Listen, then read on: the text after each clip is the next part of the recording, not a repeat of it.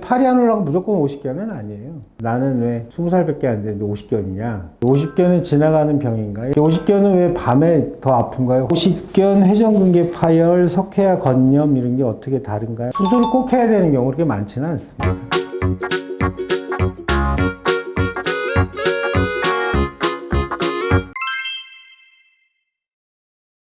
팔이 안 올라가면 50견인가요?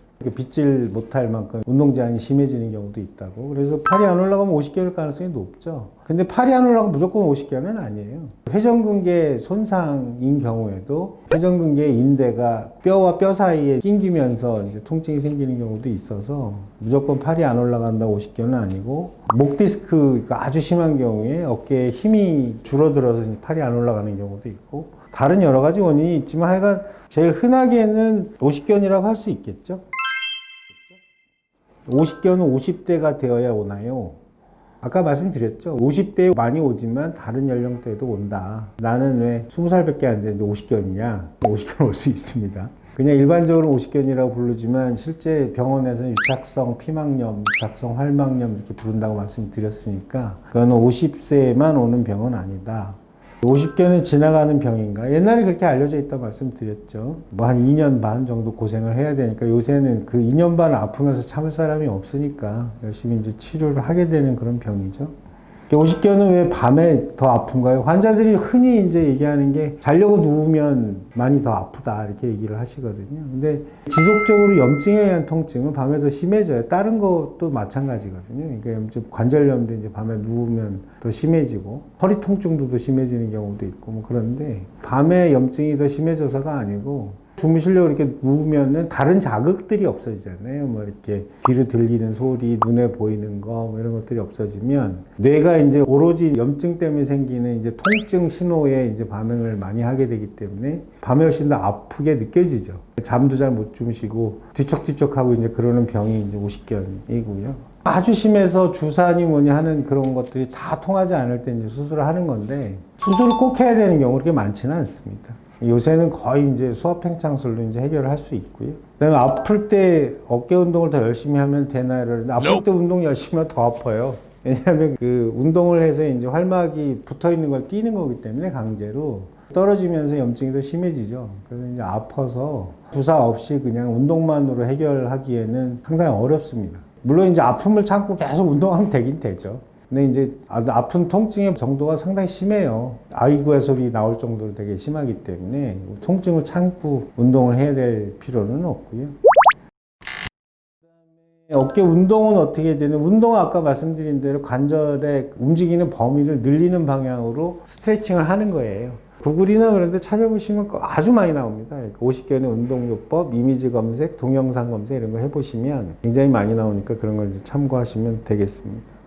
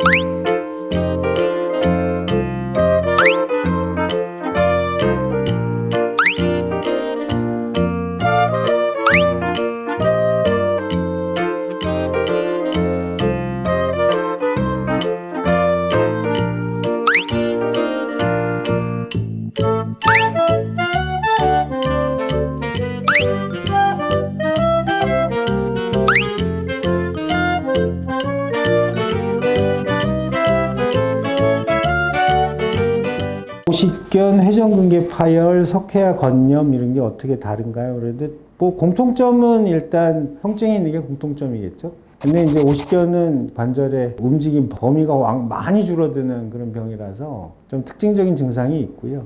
회전근개 파열은 어떤 특정한 위치로 팔을 움직이기가 어려워져요. 왜냐하면 그 회전근개 손상, 파열 뭐 이런 것들은 팔을 움직이는 어깨를 이렇게 움직이는 근육의 인대가 손상되는 힘줄이 손상되는 거기 때문에 그 힘줄이 손상되는 걸 자극하는 방향으로 움직이면 굉장히 심하게 아프죠. 그래서 이제 오십견이랑 회전근개 손상은 같이 있는 경우가 굉장히 많아요. 회전근개 손상이 되면 오십견이 2차적으로 생기는 경우가 굉장히 많기 때문에 두 가지는 이제 따로따로 이제 구별하기가 되게 어려워서 저희 휴먼 정상학과에서는 어떻게 하냐면 그냥 오십견의 증상이 있으면 일단 치료를 먼저 합니다. 엑스레이 몇 장 찍고 그 엑스레이에서 큰 이상이 없으면 이제 주사 치료를 해서 보고 다시 재발을 하는 경우에 어깨 MRI를 찍어보는 거죠. 대부분 이제 재발 없이 한 번이면 지나가는데 이제 재발을 한다는 건 어깨 안에 뭔가 원인이 있다고 이제 판단을 하는 거고 그럴 때 이제 MRI를 찍어서 회전근개나 이제 어깨 안에 다른 손상들이 있는지 확인을 하고 만약에 이제 회전근개 손상이 정도 이상, 수준 이상이 되면은 수술을 해야 되는 경우가 있어요.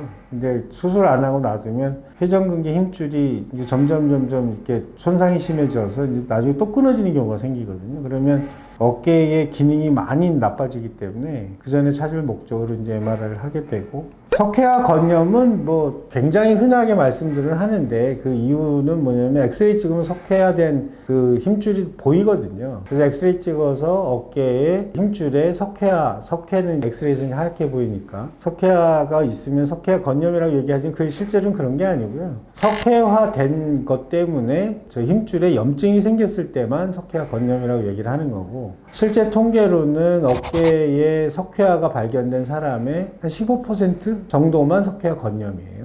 석회화만 있다고 해서 석회화 건염이라고 얘기할 수 없고 석회화 때문에 힘줄에 염증이 생기고 그것 때문에 통증이 생길 때 석회화 건염이라고 얘기를 하는 거고요. 그 증상은 뭐 역시 이제 어깨의 통증인데 운동 제한은 별로 없어요. 석회화 건염은 어깨가 움직이는 범위는 다 움직이는데 어깨에 통증이 있는 거죠. 이제 그런 식으로 이제 구별을 하는데 MRI 찍어서 보면 석회화 건염인지 회전근개 파열인지 오십견인지 오십견에 회전근개 파열이 같이 있는 건지 이런 것들은 MRI 통해서 알아낼 수 있고 그러니까 단순한 뭐 오십견이면 굳이 MRI 찍어서 확인할 필요는 없고요. 그런 경우에 이제 1회 치료로 괜찮아지고 그렇지 않은 이렇게 자꾸 재발을 한다거나 뭐 이러면은 그때 가서 이제 MRI로 확인을 하고 추가로 이제 치료를 하고 이런 과정을 겪게 됩니다.